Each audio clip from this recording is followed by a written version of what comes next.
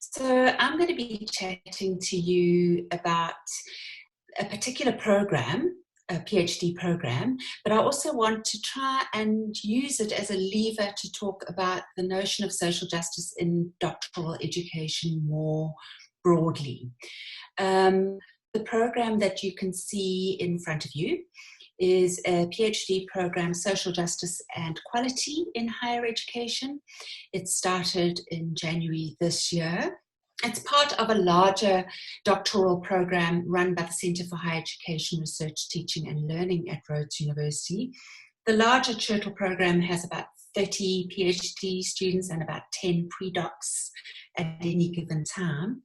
And very similarly to, as Barbara described, the Churtle program fits very much within a sort of a critical framework with students looking at a range of topics from scholarship of teaching and learning through to funding of higher education, through to the relationship between higher education, state and society.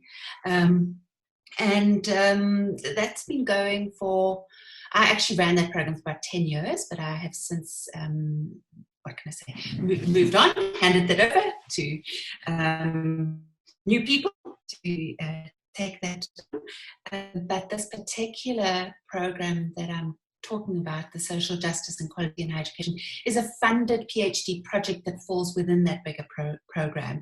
And the funding, as you can see from the logos, comes from our Department on Higher Education. And they gave us funding for 10 PhD students, but those students all needed to be full-time academics studying part-time because it was part of their university capacity development program with a focus on supporting academics to get their doctorates. So this was a particular program for part-time students, all of whom are academics at universities across South Africa and across disciplines. So we put out an advert at the end of last year to join this subgroup within the bigger Churtle group. We had 38 applications. We only had funding for 10 people. And in the end, we accepted 12 into the PhD program and 6 pre. And I guess we'll just have to find the money somehow. So as I've said, I'm going to try and navigate between two kind of areas, the idea of social justice as a focus of a doctoral program and the idea of social justice as needing to be imbued within all doctoral education. And I'm going to talk through 4 kind of issues or themes. The first one is social justice as a research phenomenon, as it is for these scholars in this particular project. I'm also going to talk a little bit about the idea of the doctoral program model being a space of social justice, as Barbara did. I also want to talk about the notion of doctoral pedagogy as need to be socially just. And then I want to end with talking about social justice as vulnerability. So, social justice as the phenomenon of study for all of these scholars that joined our program has been absolutely amazing. I've been on a very steep learning curve. One of the things is that we've had project teams like this before, funding from the NRF and so on, but our National Research Foundation. And the first one that we actually called the Social Inclusion Project. And Lisa Wheelahan, you may know Lisa Wheelahan, some of you, Lisa Wheelahan sort of challenged me very, very gently and kindly. Again, I think it was at a conference over a glass of wine. She said, "Why do you call it social inclusion?" I said, "Well, because that's the intention. It's about talking about how do we make higher education an inclusive space." And she sort of said, "Well, inclusion kind of assumes that there's a pre-existing space with pre-existing norms and values, and you are now opening it to others to be allowed to come in to your space. You're going to include them within your norms and values." And she, as I say, it was very politely done, but it kind of jarred and it stuck in my head. And of course, over the years of doing more reading, it's become more and more clear to me that social inclusion can sometimes have at its heart a very kind of a liberal agenda of being nice. and that can be exactly the problem with many of the injustices in our institutions. And so I feel that ideologically we've moved from a notion of social inclusion. How do we make sure that people can fit in, to one of social justice? What's wrong with the system that makes people feel that they don't belong? Slight shift in concerns there. There's a growing body of research looking at social justice as a phenomenon, and in particular what a socially just higher education system might be. And that's, I think, particularly where I can say that I've had my steepest learning curve, is reading and reading and reading. Having thought that I knew a heck of a lot. My own PhD is in higher education studies. I've run a higher education studies PhD program for more than 10 years, and suddenly to discover how very much there is that I haven't read, and in particular how much of that is literature from the global south. There is an absolute wealth of literature that just doesn't come up in your first couple of pages on Google Scholar. It's not going to be your highly cited documents, well, not necessarily. And venturing beyond has been extremely beneficial personally, and I believe for those that are involved in the project. And I think the other big issue to look at with having social justice as the focus of a PhD study is to be able to really shine the spotlight on the extent to which higher education is complicit in an international project of social injustice. And that's quite a tough thing to do when you've dedicated your life to higher education. And you, when I say you, of course I mean me, and you sort of have this sense of that, oh, well, you know, I'm one of the good guys. And it is quite a challenge to think about the ways in which you may inadvertently have perhaps not been as critical of the system to which you have dedicated so much time as perhaps you could have been. Of course, we've made huge strides, and I'm talking about in South Africa here, but I think this issue of widening physical access to higher education is an international phenomenon. So we have made huge strides in that regard, but there continues to be, from first year all the way through to doctoral level, problems with access to membership of disciplinary communities, to recognition for knowledge making, to genuine epistemological access. And that, the moment you start scratching beneath the surfaces of who's doing well, who's failing, who's passing, but also within those who's passing, who's thriving and who's scraping through. And when you start to see particular social groups, then we really start to have to challenge ourselves about the extent to which higher education, with all its promises of social mobility and contribution to economic development, within that entire context, who is it that wins the prizes, and who is it that is left to the side? And just to once again be so alert to the fact that higher education is not a meritocracy.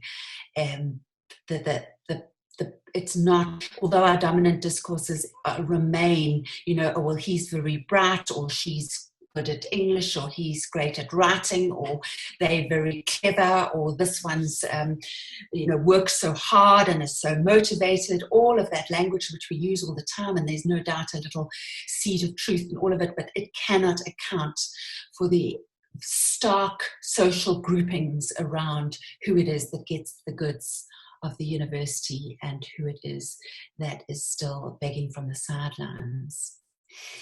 So that's very much been a focus of our PhD studies in this project. And also this whole conversation, which I won't spend too much time on now, but the whole conversation about whether higher education is a private good and whether it's a public good, and what does that mean? If you succeed in higher education, you do indeed get access to employment, to better jobs. I know that the graduate premium is reducing in many countries, but in South Africa, in fact on the whole continent of Africa, the private benefits of higher education remain very high. We keep talking about graduate unemployment in South Africa, but compared to the scary unemployment stats of the average citizen, graduate unemployment is still relatively low. There are enormous private benefits for the individual who succeeds in higher education, which is again why we need to worry about the fact that it is clearly not a meritocracy.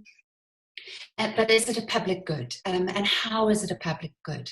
Is it good enough to say, well, it's a public good because people who go to higher education are more likely to employ other people, or are more likely to provide industry with new insights in how to perform their work better? Those are indeed public goods, but are they sufficient?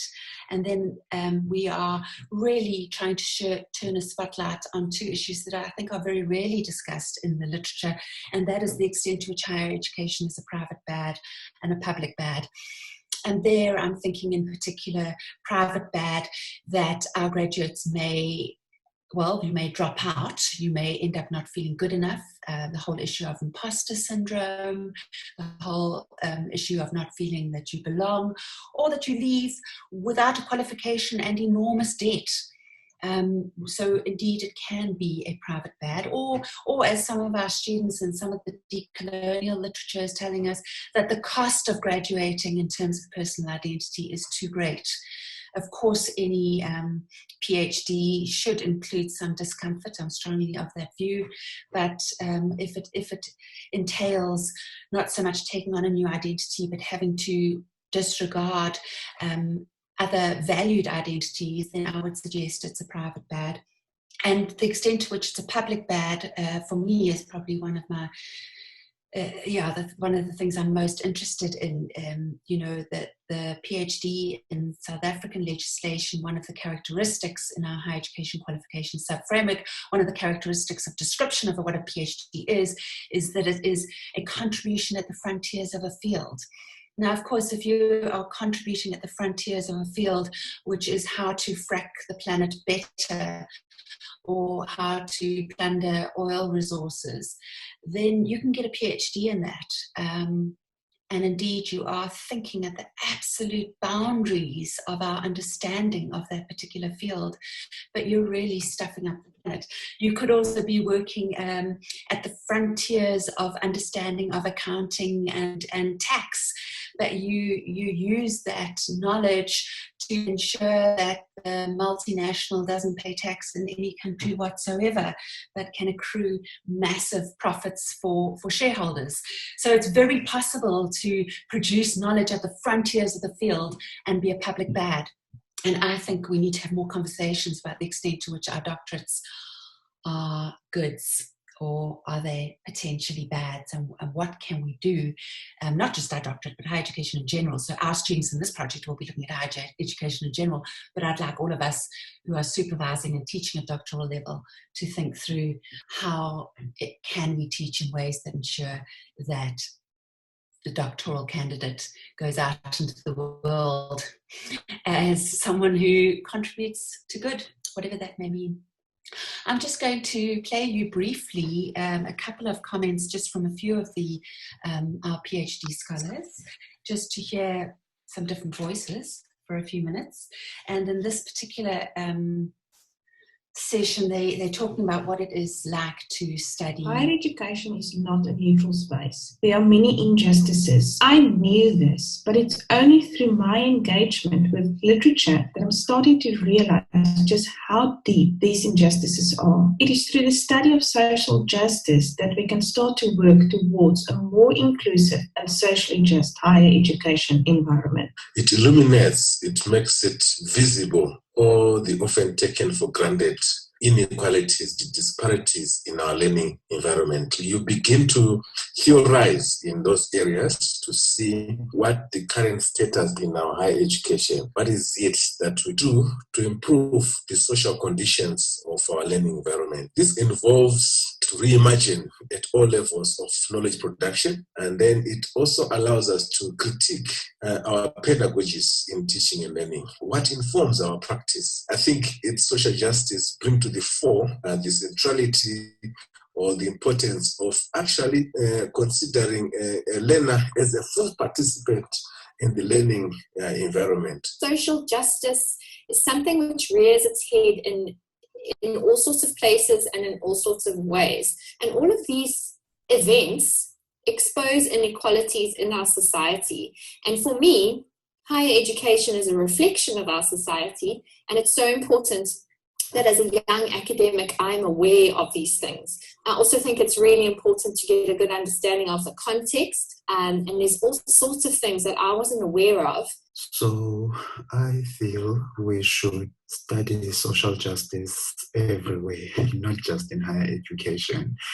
I mean, in South Africa, higher education, and I think education as a whole, has never been equal. We have over 2 decades of freedom in South Africa, and yet there are so many injustices that are taking place, and it's time that we tackle these issues to ensure we do not continue oppressing one another. So the model that we used, if I look at how, social justice in terms of the doctoral model, is that we used a program team.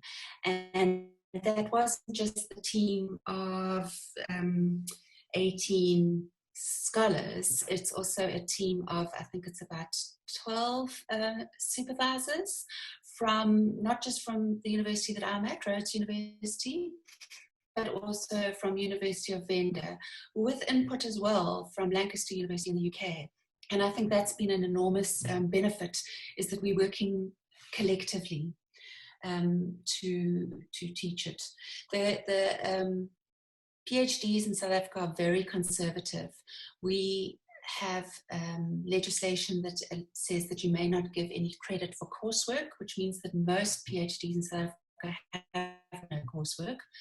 I've used coursework for a number of years with different groups. I think it's hugely beneficial, but we cannot accord credits to that. It's also conservative in the sense that in humanities and social sciences, by far the dominant model is the master apprentice one-on-one model. I'm not opposed to that model. I think you have to be very flexible as a supervisor and figure out what's best for the student and what's best for their research project. But the dominance of that model, in fact, it's almost to the exclusion of any other model in humanities and social sciences, I think is problematic and allows for real power relations. And so we have pushed back against that dominant model in various ways in this particular doctoral program. I think that the idea, again, this idea of a neoliberal effects on the academy, I'm really going back to the focus on the notion that doctoral education, and indeed all of higher education, is a private good, and it is about a personal benefit to the student. And when it's seen as a public good, it's a public good in terms of the benefits to industry. And I think that this is just one aspect of a myriad aspects. And I guess maybe I'm conflating too many in the interest of brevity. But I do think one of the effects of this is that we are pitted against each other, and the academy generally and doctoral students specifically. There is a sense that I sometimes hear, students who say, I don't want to show, I'll say, oh, that's a great reading. You should show that to this was at a master's level. I said, show it to the rest of the people doing that module. And they went, oh, no, because then everyone will quote it. And I thought, it's not a student being nasty. Perhaps it's just a student honestly believing that this is some kind of competition. We have to explicitly work against the individualistic nature of much of our higher education. Okay, I think I've said that point as well. We need to push back against the idea that it's just training as opposed to education, and that it's credentialing for industry. And I think that it may well do those things, but I'd like to think that that's not the primary endeavour of a doctorate. A few more words from some students. I'm almost done. But this time they're talking about what it is like to study in a group, which, as I say, is very unusual in the South African model in humanities and social sciences. In terms of the experience so far as part of a cohort, I have to say I found it so helpful to stay on track, especially that there's a structure and a program, but in that you're not alone. So you're doing it as part of a collective group. So whenever you feel like you can't keep your head above water, there's always somebody there to kind of pick you up. So for me, I found just our casual conversations with each other really so helpful. And I see it as a place where you can let your academic guard down. And I can't tell you how comforting that's been, especially over the last few months, where it feels like there's just been turmoil in every avenue of your job, of your studying, of your family life. And to know that you're not alone is so encouraging. Everyone says a PhD can be a very lonely journey. Being part of a group or team creates a sense of belonging. We can discuss concerns and struggles, but also share jokes and encourage one another. My favorite part about being part of the social justice PhD program is that we get to engage with such a complex beast together, because that's really what it is. It's the subjective understanding of such an important concept that affects every single one of us, but we all have such different ideas of what that means. So to have a group of people with such different lived experiences talk about this together and work through the theories and the literature, it's amazing, because it's so easy to get caught up in your own head and see your own experience lenses as the only way to see something. I don't see how you could work with social justice in isolation. Very beneficial for my own development. I'm talking about facilitators who they have introduced us to a lot of techniques that they are using themselves. So the facilitators themselves are modeling, how to become a doctoral student or a scholar, in how they provide feedback, how they provide support. So it has been very exciting to be part of a group. So it's a very exciting stuff. In terms of the experience, so social justice as pedagogy. Okay, first I must just tell you an anecdote. I've got another PhD student who's not in this particular group, and she's looking at feedback and how academics give feedback to students. Now, can you imagine how challenging it is to give feedback to a student who's writing about student supervisors giving feedback? That's how I feel with this course. We are talking about social justice. We are reading about social justice. How do I then coordinate this course in a way that is socially just? How do I ensure that we, we walk the talk? I can see that we've got a couple of the students who are actually in this particular project in the room, and in fact a couple of them whose voices you heard. And so it is with a fair amount of trepidation that I'm now going to talk about what I think we're trying to do in terms of our pedagogy. I think the first thing we're trying to do is we're trying to make very explicit the normative and transformative value of higher education. I think in an era where higher education is, in our everyday language, is really flattened, its purpose is flattened, and it's hard to argue against that flattening, because we are dealing with a student body who are often, their success in higher education will lead to their getting work which will be able to pay for their entire family. So who am I in my position of privilege to say, well, you shouldn't just be studying for education? Of course that is absolutely, studying for employment, of course that's paramount, and of course having an education that will help you to transition into the workplace is absolutely crucial. So I'm not talking against that, but I'm hoping that through our pedagogy, we are trying to show that higher education and doctoral education in particular, has enormous normative and transformative value. It really can allow us to become certain kind of people in the world. And I know that we all know people who've got doctorates who've become the worst kind of people in the world, but hopefully it can help us to become better versions of ourselves, if that doesn't sound too twee. One of the things that I've really tried to include in our pedagogy, and that as a collective of supervisors and PhD scholars, is to really think through the way in which we have our socialized blind spots. I'm very aware that I am a middle-class white woman, and in South Africa that brings a very particular baggage with it. So when I am working with students, it's to be expected that they would see me through the baggage of my entire social group, but it's also that upbringing has made me blind to all sorts of things, and it's just a constant ongoing process of trying to think through what is that I might not be seeing.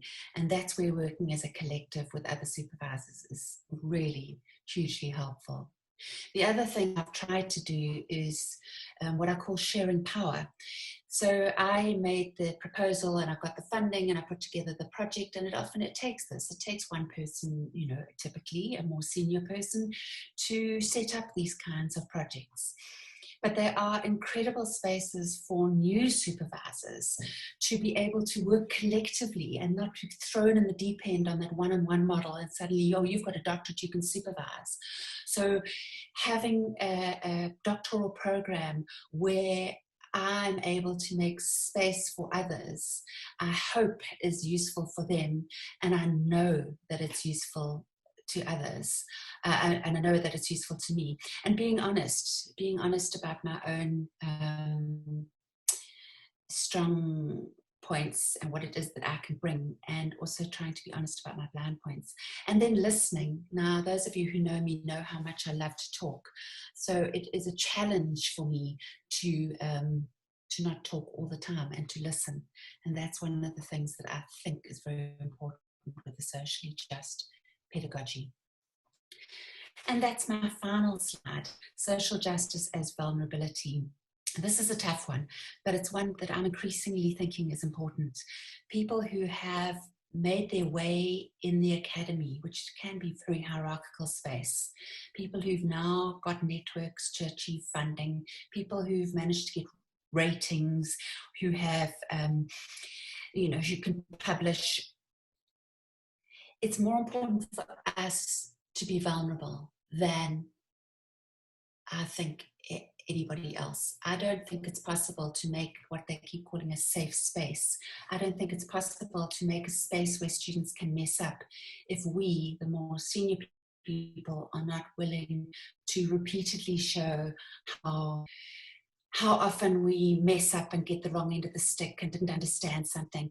And I think that we need to make our vulnerability much more evident. And the reason I think we need to do that is because I don't think you can get a doctorate if you aren't willing to stuff up regularly. And so I think that we have to make spaces for our students to make mistakes and get it wrong again. And the only way we can make that space for them is to do it ourselves very visibly. Thank you very much, Rox. That's me, done. Thank you so much, Sioux and Barbara, for those very illuminating presentations, for being so concrete. We tend to talk so much about theory, but then how we put that in practice. And both of you did a very good job in showing how your programs, your teams, what are the type of conversations that you have embracing to enact social justice. I have a question. I would like to give the mic